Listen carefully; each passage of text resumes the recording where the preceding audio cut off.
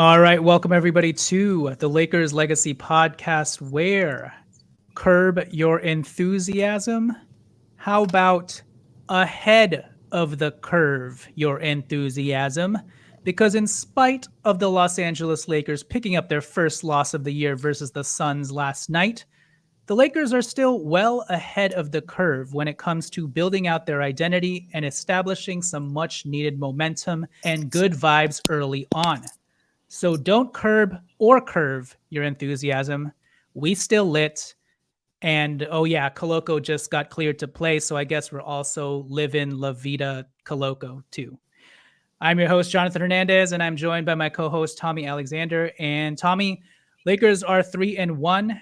And if LeBron James hadn't had the literal worst game of his NBA career last night, the Lakers would somehow be 4-0 right now. But regardless, they are 3-1.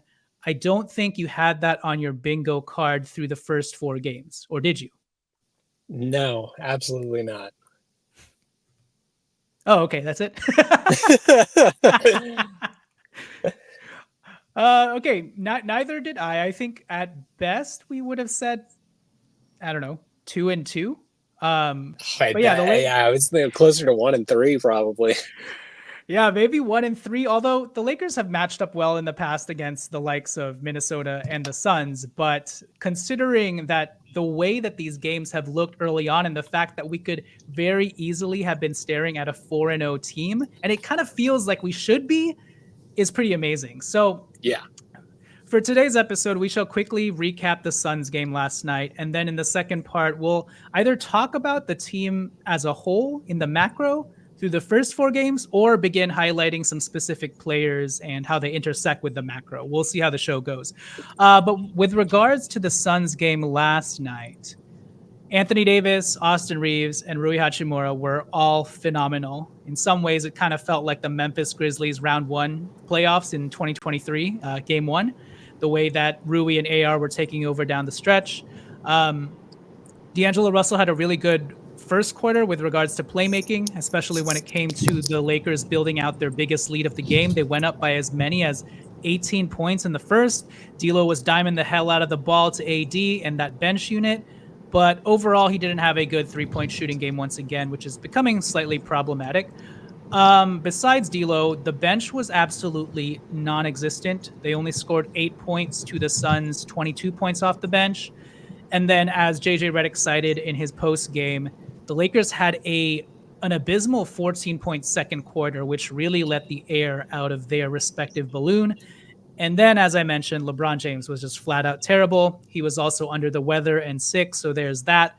But really, the Lakers lost this game in the fourth quarter with regards to their defensive coverage of KD. They lost this game in the fourth quarter because of their defensive coverage of KD, which JJ Redick owned up to. It was a poorly planned defensive scheme, continually switching Gabe Vincent onto KD. And yeah, their execution on both ends in the fourth quarter kind of felt flat outside of the AR, I am him pick and roll sets with Anthony Davis. And yes, there were also some very questionable calls that went against the Lakers' favor as well, including a bad foul call on KD, who slipped on the floor and traveled.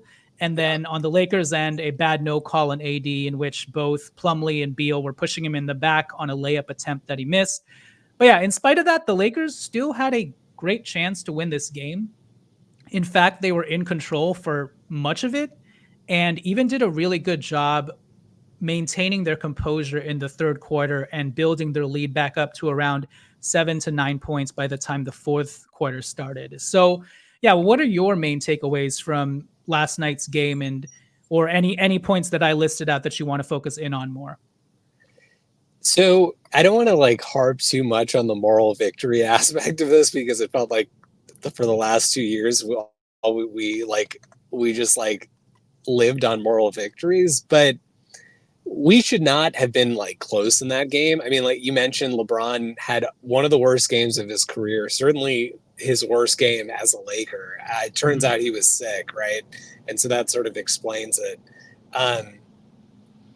And, we we were slow to make some adjustments. Although, again, even on that front, JJ was like the first to acknowledge in the press conference post game that he could have adjusted some things slowly. Notwithstanding, like all of the things that went wrong for us, I mean, the calls were sort of unreasonable. I think, it's clearly, it felt like, playoff style refereeing was enacted for this. In other words, like we played this team twice in a very short time frame. In the first matchup, we outshot them by 20 free throws or something, and it seemed clear that the refs didn't want that outcome again, regardless of how much contact was happening. I think the nature of it, I just like got a slight tangent on that. The Suns are going to play so small this year that their only way to compete defensively is going to be fouling the crap out of everybody. They're not going to get away with what they got away with against us, against every team. But it just was like a variety of circumstances, I think, led to that sort of outcome. Which makes no sense that the Lakers only shot 18 free throws compared to what they shot in game 2, which was 39. So you maybe split the difference and you're getting at least 25 free throws, but we didn't even get that. I just think there was clearly a directive for us to not win the free throw battle, whatever that took, given that we beat them by so much on the free throw line the first game. But in any case, we still should have won that game. And it feels like, look, in the course of an 82-game season, there are a lot of games that are going to happen like this. Some are going to swing your way. Some are going to not swing your way. We were due for one of these after 3 wins against like playoff/in teams from last year. To start the season, which was like kind of unexpected. We have a chance to like upset an undefeated team's record in the next game. So, there's a lot, I think, of positives to take away. But yeah, I think, I don't know. I'm not that discouraged by it. And I think there's a lot of good stuff that we can take from it. Yeah, neither am I. And actually that first quarter, where the Lakers really, I don't know what happened. They got that injection of life when, ironically, LeBron James went to the bench. But that bench unit led by D'Angelo Russell and AD really went on that crazy run to build the lead back up to 18 points. And I felt like, man, I thought we were going to run away with the game a little bit. And I feel like that stretch kind of showed a glimpse of just the Lakers' high ceiling and how frenetic they can be on both ends and how quick they can be in transition and quick hitting they can be, running the floor. And I don't know. Yeah, I wish they had been able to sustain that, but obviously there were reasons why the Lakers fell flat in the second quarter, not the least of which LeBron returning to the game, and also Max Christie just continuing to flounder out there a little bit. But for the most part, again, even in spite of that 14-point second quarter, I think in this early part of the season, what I've been most impressed about with regards to this team and JJ Redick is just how they've responded continually out of halftime. Every third quarter, we have adjusted to whatever happened in the first half, and not only adjusted, we've actually built on top of our lead every single time. And so for me, that's kind of eye-opening and something positive that I definitely take away from this game. And again, the Lakers should have won this game. They controlled 75% of this game. It was just the defensive execution down the stretch against KD was just very much lacking. And we only lost by 3 points at the end of the day. Before we talk about the individual players, though, I guess your quick thoughts on how the team has looked in general over these first 4 games, where, they started off the year shooting 5 of 30 from 3, 16%.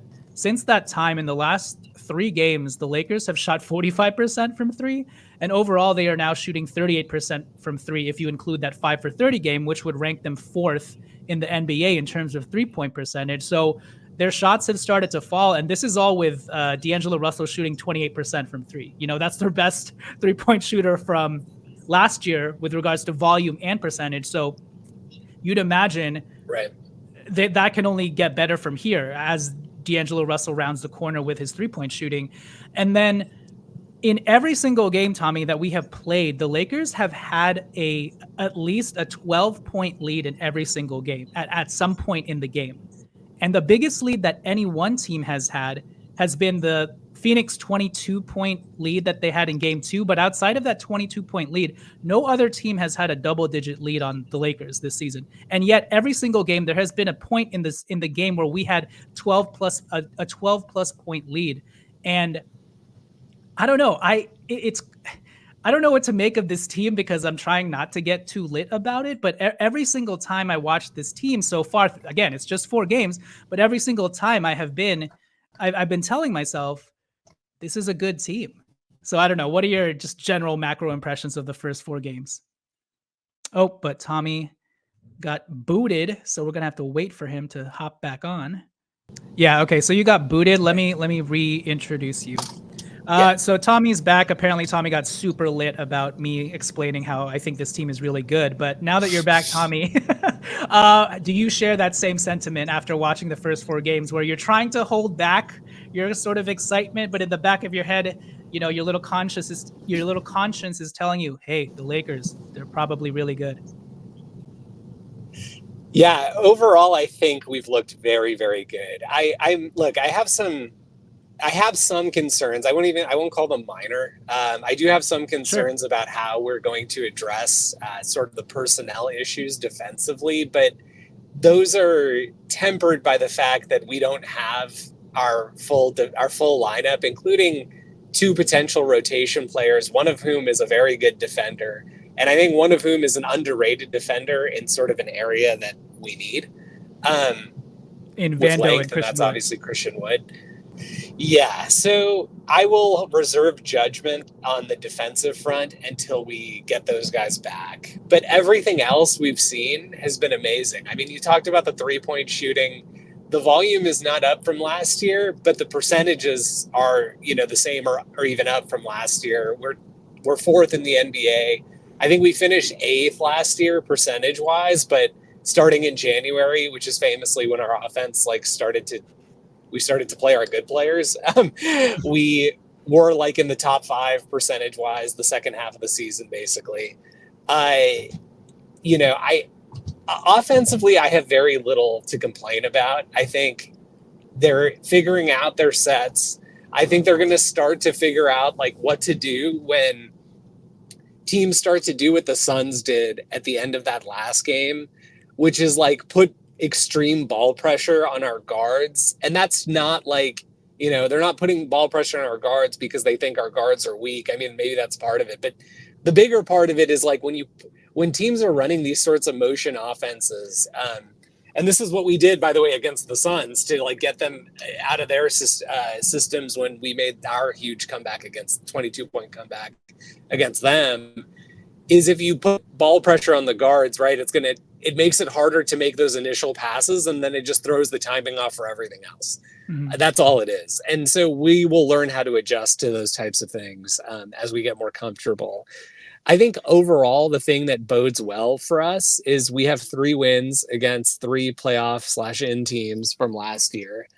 And we've really won those games in a variety of ways. And I think that's going to continue over the course of the season. And I don't just mean like our third scorer was a different guy every time, or our, third best ball handler our best ball handler was different every time. I mean like different styles. Like Minnesota, we were won like a grit and grind opening night defensive sort of game.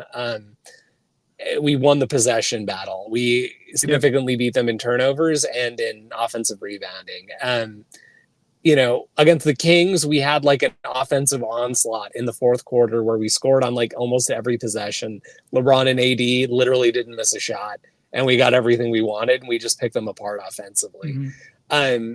We've had some other efforts, in the Suns' first game where it was our defense, like in defensive energy, that kind of brought us back, along with some timely shooting. So I think that those trends will continue.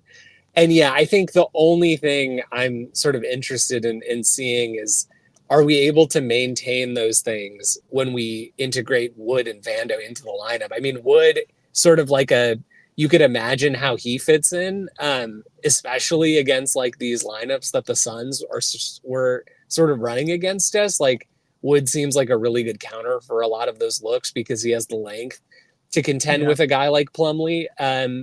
inside, but then also, he can switch.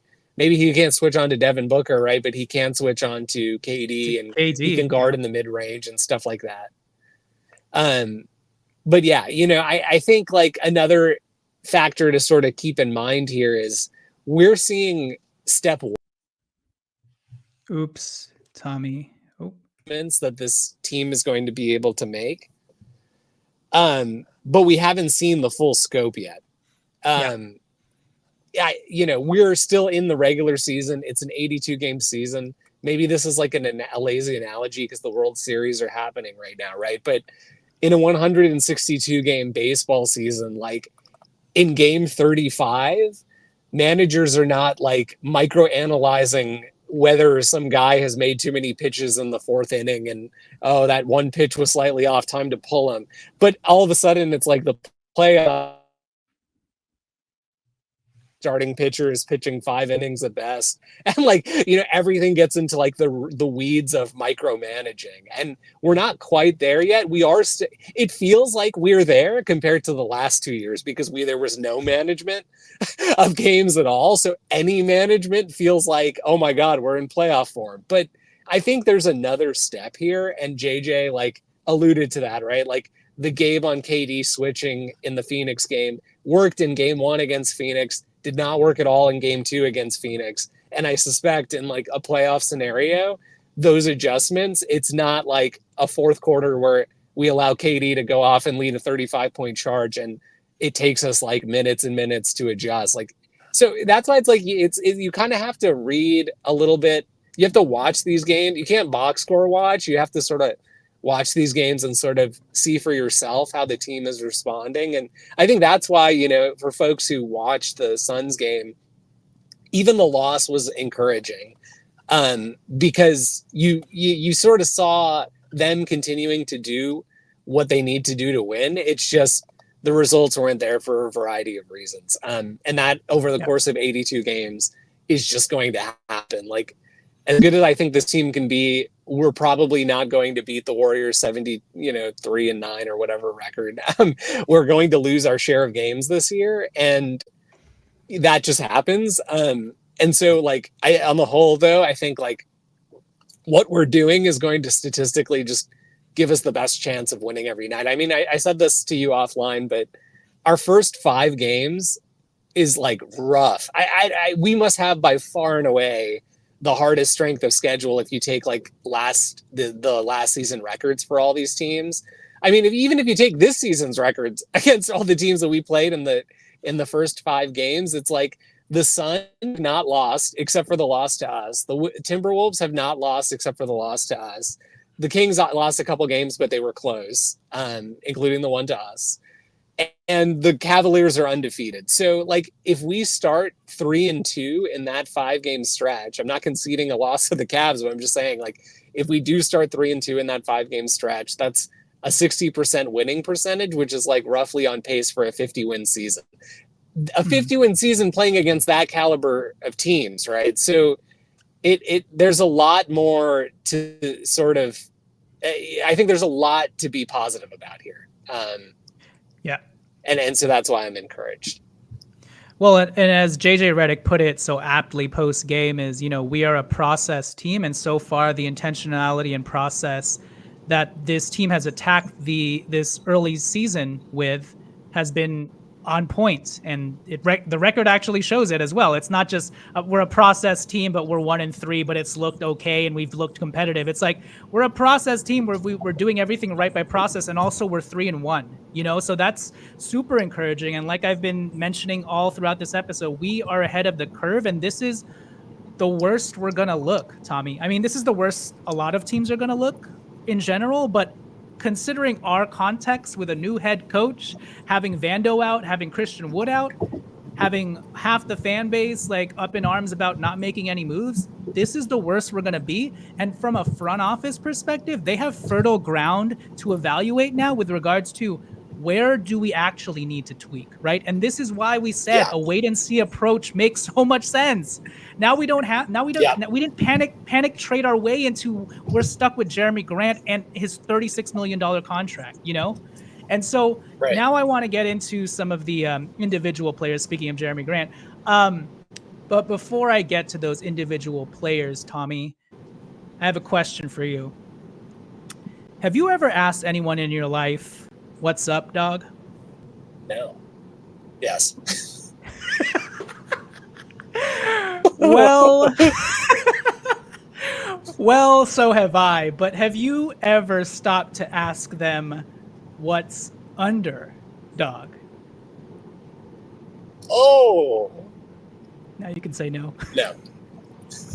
Well, well, you should really start being more considerate about asking folks what's under, Tommy. But speaking of what's under, dog, Underdog is the place to play if you're a sports fan looking to win money while watching sports, compete against other players just by selecting higher or lower on 2 or more players' stats, and you could win up to 1,000 times your money. So last night, I almost won $116 on a 6-leg parlay off of a mere $5 bet, where I hit on Damian Lillard higher than 23 points, Evan Mobley higher than 14 points, Devin Booker higher than 24.5 points, D'Lo higher than 13.5 points. But unfortunately, I was let down, Tommy, by LeBron James and Dalton Connect, who couldn't hit their higher props at 22.5 points and 5.5 points, respectively. I obviously remember Dalton Connect's 35-point preseason explosion and was like, he can easily hit 6 points, but he didn't.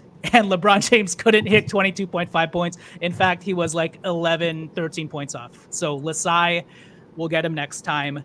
But you can get him today by downloading the Underdog app and signing up. Use code LEGACY and get up to $1,000 in bonus cash instantly. Again, download the Underdog app, sign up, and use code LEGACY and get up to $1,000 in bonus cash. Higher or lower, you make the call. Turn every Rui Hachimura offensive rebound into a rebound for your wallet with Underdog. Hey. Must be 18 plus, 19 plus in Alabama, Nebraska, 19 plus in Colorado for some games, 21 plus in Massachusetts and Arizona, and present in a state where Underdog Fantasy operates. Terms apply. Void in Colorado. Concerned with your play? Call 1-800-GAMBLER or visit www.ncpgambling.org. Arizona, 1-800-NEXT-STEP, 1-800-639-8783, or text NEXT STEP to 53342. New York, call the 24/7 Hope line at 1-877-8-HOPE-NY or text HOPE-NY 467369. All right, let's pitch it to some more of our sponsors and talk more about some individual players after the turn. All right, so we are back. Tommy, Rui Hachimura, his Rui-demption season is here because he is apparently the greatest Rui bounder in the world all of a sudden. Rui Hachimura is averaging nearly 8 rebounds per game this year. He had his first double-double last night with 20 and 10. 5 of his 10 rebounds were all offensive rebounds. And catch this. Rui Hachimura is leading the Lakers in offensive rebounding, averaging 3.5 offensive rebounds per game. Anthony Davis is second, averaging 3, but Rui Hachimura bests him in that department. And yeah, Rui Hachimura, as we've been saying this whole last year, this dude is a sponge. It may take him a little bit of time, but he will eventually get it. He picked up basketball late in life, but for someone who's picked up basketball late in life to make it in the NBA the way that he has, you can bet that he's probably a very fast learner. And I think Lakers fans are being reminded of that fact over and over again with each new season. And through 2 years of Rui's tenure, he's showing us once again that if you give him the proper directives and show him very specifically what he needs to do to improve and what he needs to specifically hone in on, he can focus on those directives, execute them, and then continue to evolve and improve his game. And this year we are seeing it in, smash 'em, bash 'em, Rui Rampage style, really attacking the glass, but then still keeping all of his offensive efficiency with him. I think he's shooting 60% from 3 on the year. And so, yeah, your thoughts on Rui Hachimura, who's averaging 17 points, 8 rebounds, 2 assists, and 61% from 3. He's oddly enough shooting only 44% from the field, but I'm sure that'll round the corner. But yeah, your thoughts on Rui and specifically him crashing the glass. So he's done a phenomenal phenomenal job. I think after game one, he only had 5 rebounds, and I think I made a comment about how, I expect that will go up. I think game one throws a lot of people off for a variety of reasons, but clearly he got back on track with his season directives, and possibly the coaching staff talked to him after that game and said yeah. Well, okay. But do you remember in that game one, I said, I don't really care about the 5 rebounds because he had 3 offensive rebounds that game and his activity in general was palpable and his other teammates were rebounding for him. So I think there are going to be naturally games because he's just playing next to Anthony Davis and LeBron James that if they're doing a good job cleaning the boards, and I believe Austin Reaves had 9 rebounds that game, if other guys are picking up the slack, sometimes that 5 rebounds can be deceptive for Rui, but you could still feel his activity was kind of my point. But yeah. Right. But I mean, it's still game one and there was 5. So it's of course, there are a number of factors that are relevant, but it's not what, probably everyone wanted to see after all the talk in the preseason. So it's just nice to see it, over the course of the games, things average out. And now we've seen, that he can do it. So I think that's probably given a lot of folks some psychological relief in the coaching staff, because him crashing the glass is a huge part of our game plan this year. So I think overall he's looked very good. The 3-point shooting has looked good. I think he could take more threes. I think part of what limits him there is his delivery is a little bit slow. So he's a huge fan of the pump fake and drive option, or pump fake and pull up in the mid range. That may naturally cap the number of attempts he's able to take per game, because he's gotten so efficient from that distance. If he was able to get more up, I think, that would be a huge boost for us. But overall, I don't really have any complaints. I mean, we've said this all throughout the end of last season and through the off season, pull his numbers from last March, right? We played something like 15 games. We had a really aggressive scheduling in March. In those games, he averaged 17 points a game, shot over 50% from the field, shot 45% from 3, gave you 5 rebounds, was scoring in a variety of ways. He's a 6'8" small forward, 6'8" forward. He is only 26 years old and is on a $17 million per year contract. It's really hard to replace that. And so you can't go willy-nilly, just okay, whatever. It's his contract's not valuable. So much of contract value is case dependent. KCP, everybody was well, to pay somebody like KCP $25 million a year, that's worth it. Look at what he did for the Nuggets. And now he's shooting 13%, and of course it's early and things will normalize a bit here, but I'm just trying to highlight how dependent context is on how everyone perceives player value.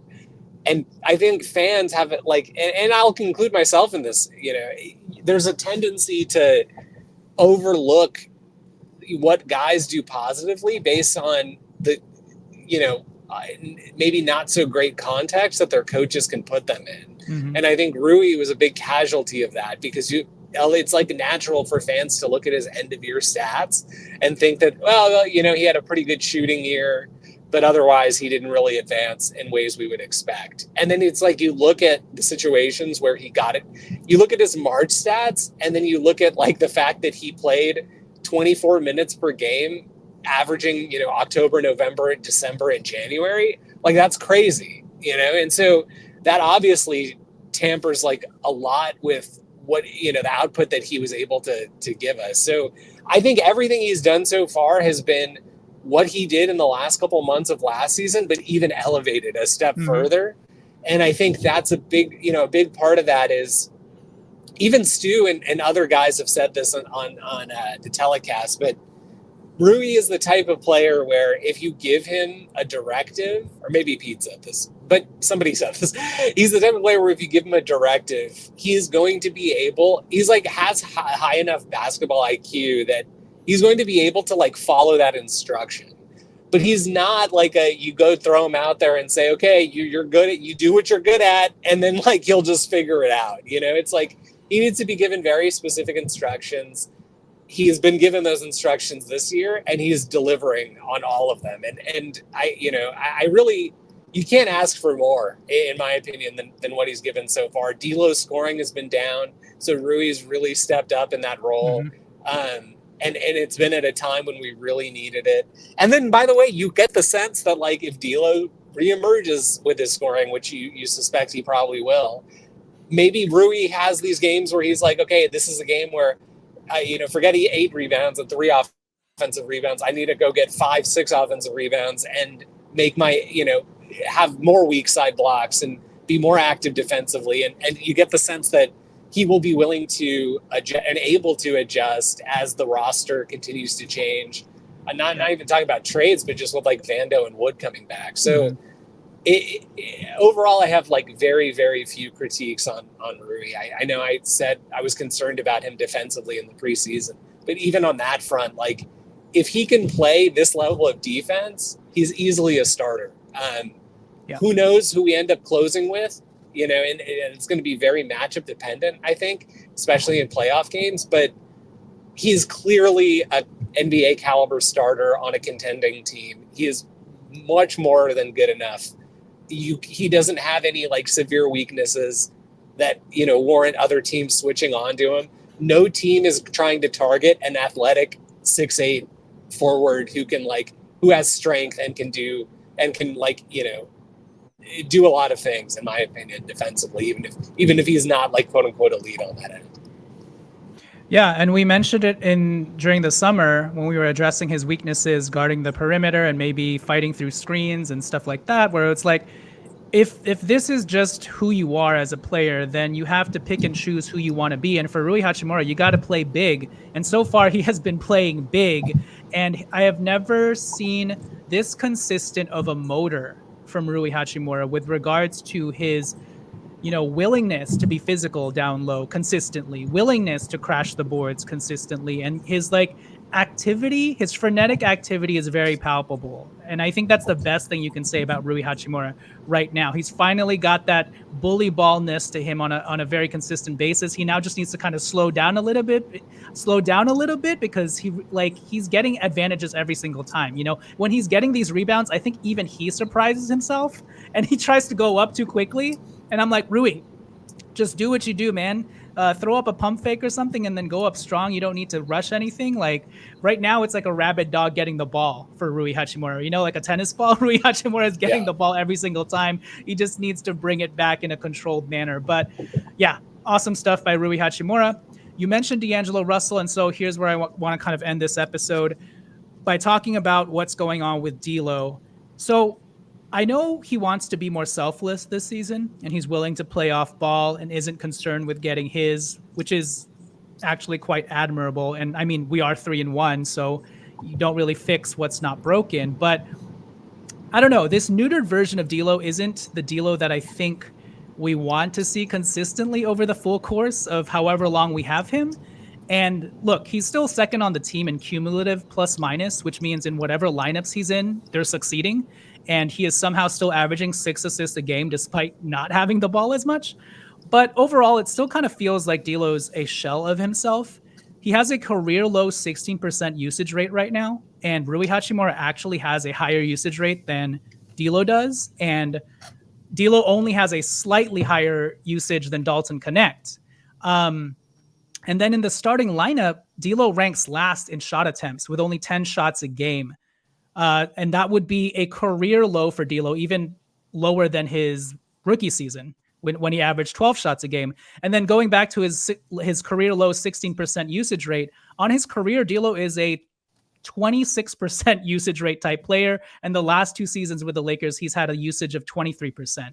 So I guess my question is, does D'Lo just need to be more aggressive? Does Redick need to help him out a bit more with some more on-ball reps? Does he need to let D'Lo be D'Lo in some particular bench lineups, kind of like the way that he did in the first quarter, where it was him, AD, Max Christie, Austin Reaves, and Dalton Connect, I think, or maybe Rui Hachimura? Or, and this is an idea that we have pushed back on in the past for obvious reasons, galaxy braining, etc.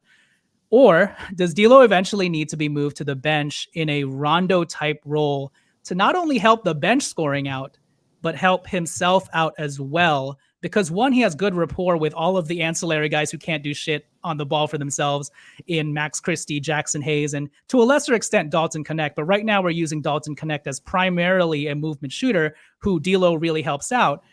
But the bench also just needs consistent scoring in general. So maybe D'Lo, if he's allowed to man the point off of these bench lineups, can sort of regain that swagger for himself. Regardless, I think the bench D'Lo thing, even if it is a good idea, is probably a little bit of the ways out. But yeah, your thoughts on what's going on with D'Lo and what you think needs to happen with him? Or are we fine with D'Lo sort of just being like a Rajon Rondo who starts, and some days he'll get 16 points and hit 3 threes. Other days he may get 10, but have 8 assists. I don't know.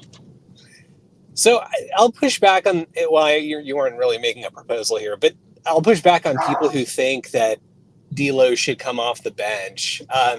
The main reason is that, like, I think it gives people psychological comfort to see like a bigger number next to how many bench points did the Lakers score. The way that JJ Redick is using the lineups this year, we're not doing like what the Denver Nuggets do, where they play their starters like 40 minutes a game, and then like 4 out of 5 players on the floor will all of a sudden be bench players at once.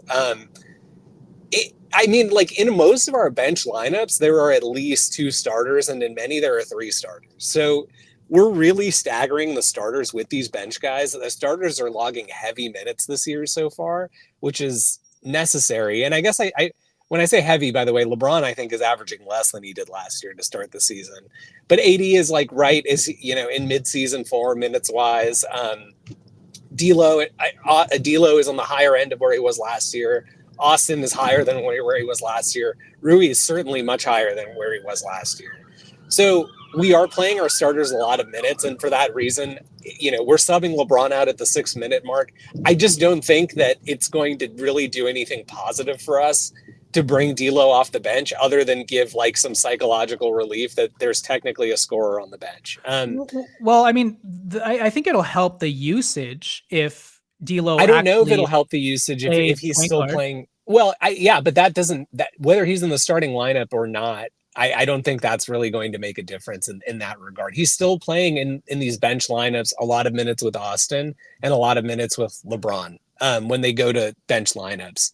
So I think there's, I think that gets to the point, though, that I think JJ, I'm not going to overthink this too much, because I really can't tell if we're doing this because JJ has some like master plan for like an 82 game season, and part of that plan involves Austin, who's the more less experienced player, getting more reps now.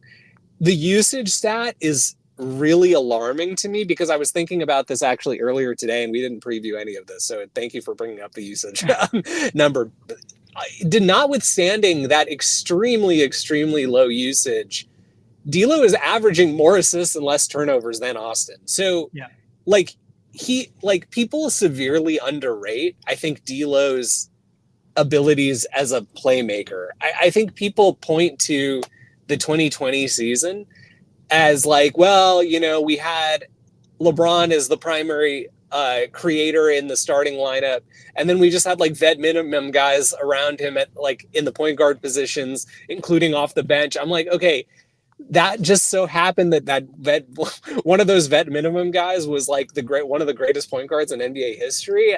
So it ended up working out in Rondo. Yeah. In Rondo, we don't have those options right now. And I really do think that people severely underrate D'Lo on that end. If you were giving D'Lo the kind of usage that Austin has right now, I think that would be like a more apt comparison. Or like you would be able to do a more like apt, I guess, analysis there. I think like what has to happen, and again, I'm not saying this is like due to some issue with like JJ's scheming and this is how it's going to go. Maybe this is just he naturally intended it for it to be like this, and he's going to phase it out. Phase out Austin as a ball handler more as the season progresses and let D'Lo get increased usage. But something has to give eventually, if that's not the plan. And the problem with D'Lo, if we're going to use him like this, is when D'Lo is on the floor, you are accepting a defensive disadvantage. teams are going to want to pick on him, whether that's, they're right or wrong about that. I don't think he's like as bad as some think, but in that starting five, he is the guy to pick on, especially with Austin's like increased activity on that end. Mm-hmm. So you need to be getting something out of him offensively to justify playing him 35 minutes or whatever he's averaging so far per night. We're not getting that right now. And so, I'm not saying plus minus wise, but overall, that's a net loss for us to have a guy who's that much of a defensive liability relative to the other four guys on the floor.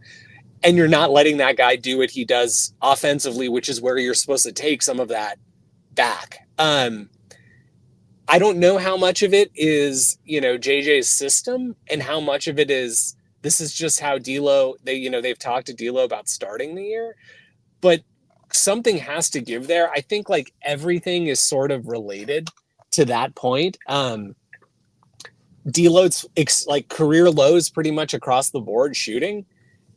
It has to be related to that point. He's a rhythm player, He's a rhythm he needs the player. Ball in his hands, so he needs the ball in his hands. But it's like he's clearly confused, or maybe he's not confused. But when he's taking, he's like resigned to the fact that he's an off-ball player who sometimes gets the ball to play make. But I don't think that's the best type of D'Lo, for this team. But and so that's the question: is he resigning himself to the fact that that's what his role is now, or is he, or is it for now, that he's resigning himself to that because, JJ knows that he's more of a veteran and he knows what he could do offensively.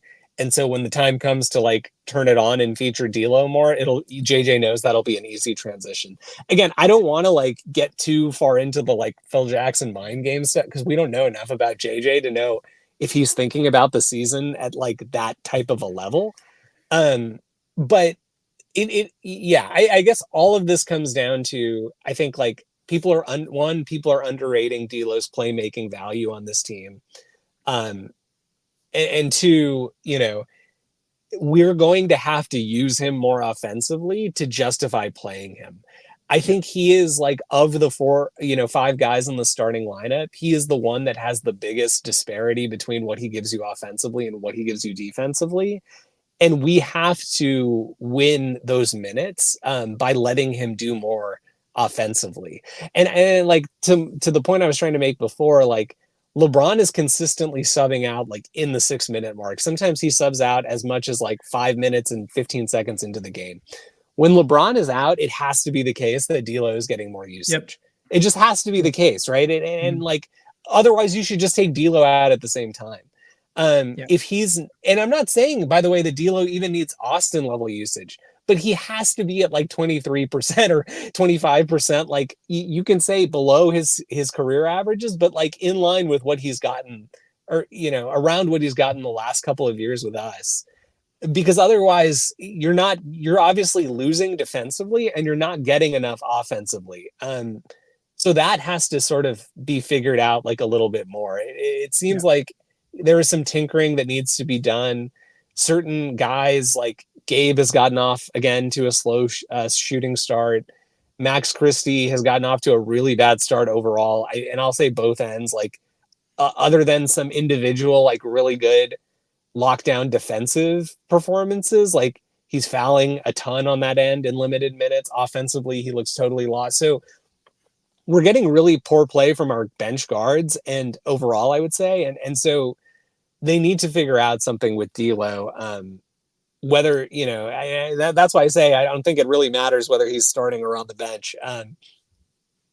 But I think that, when in the non-LeBron minutes, they certainly need to figure out how to get the ball in his hands a lot more, I think. And I think they also the onus is also on D'Lo to just be more aggressive. And if he is resigning himself to sort of this fate of being a team player, off-ball player, then he needs to find a way to make it work in limited minutes and limited touches to just, when he gets the ball, to attack, hit that mid-range jumper, hit that mid-range floater, and not just be, this is whenever D'Lo gets passive, he goes back to one-dimensional D'Lo, where if he doesn't hit his first catch and shoot three, he might only have an 8-point game, and that's not what we can have on this team right now.